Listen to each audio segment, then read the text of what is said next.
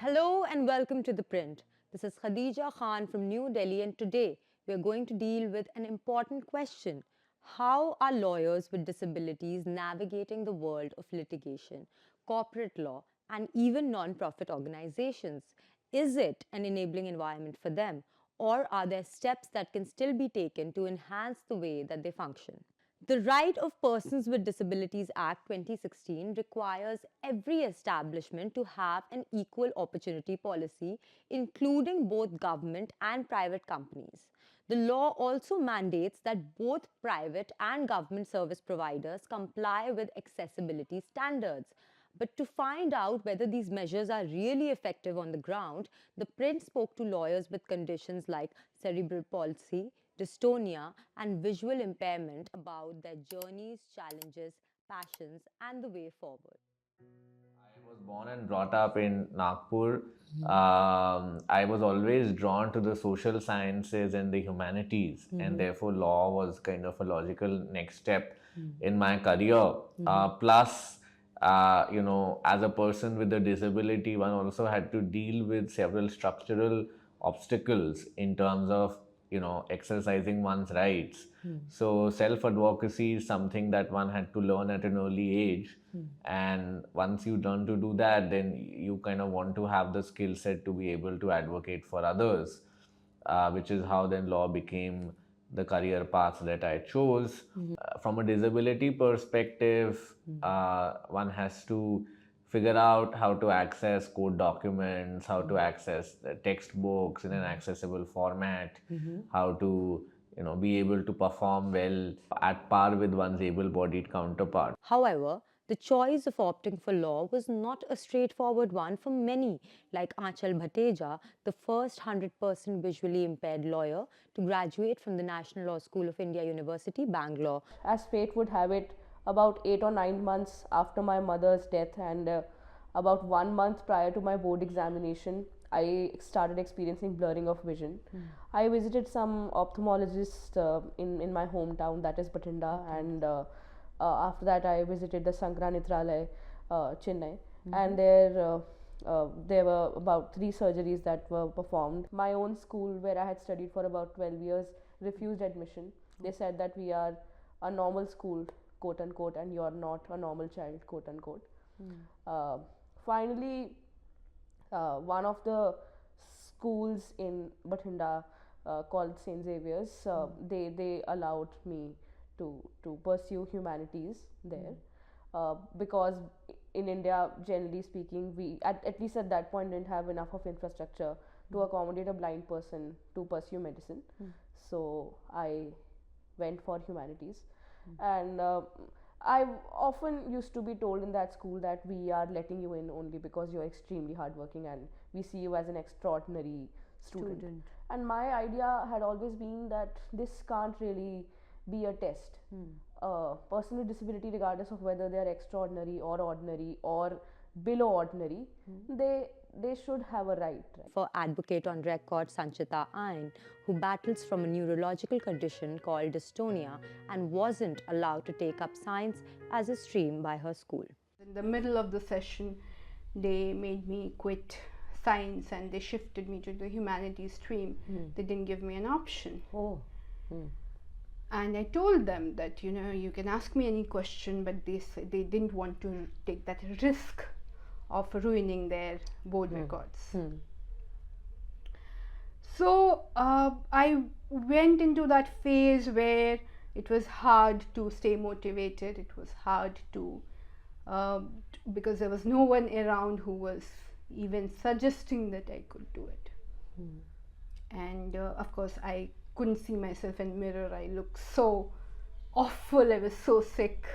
Apart from the pain and all the physical stuff that I was dealing with, along with that, the emotional part of it also was very, very difficult. That was making it even worse. So all of this was happening because of a head injury I had when I was in kindergarten. I do. And it caused a neurological condition called dystonia.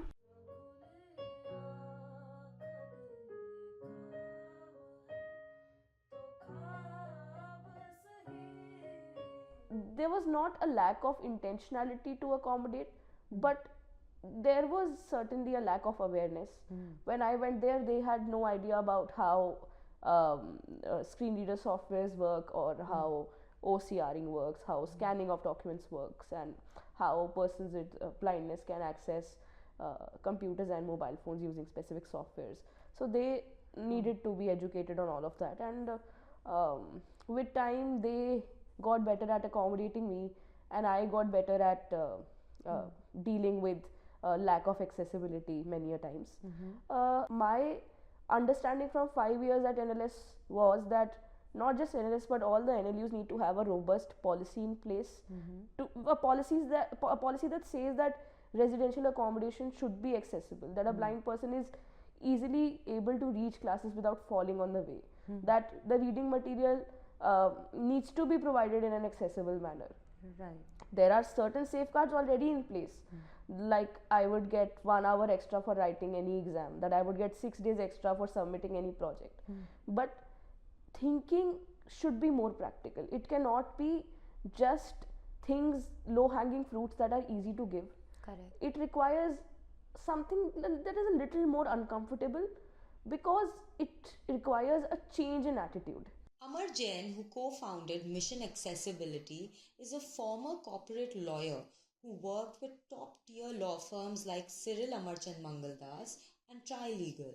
After completing his law degree from the Government Law College in Mumbai, Jain worked in the world of corporate law for nearly 9 years before he went on to start his own organization, Mission Accessibility.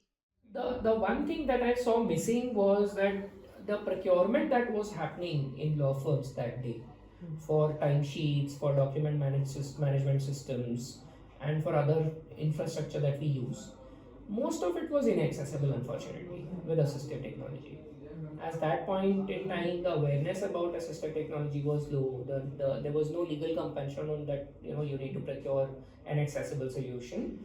And hence, accessibility was one thing which was missing out.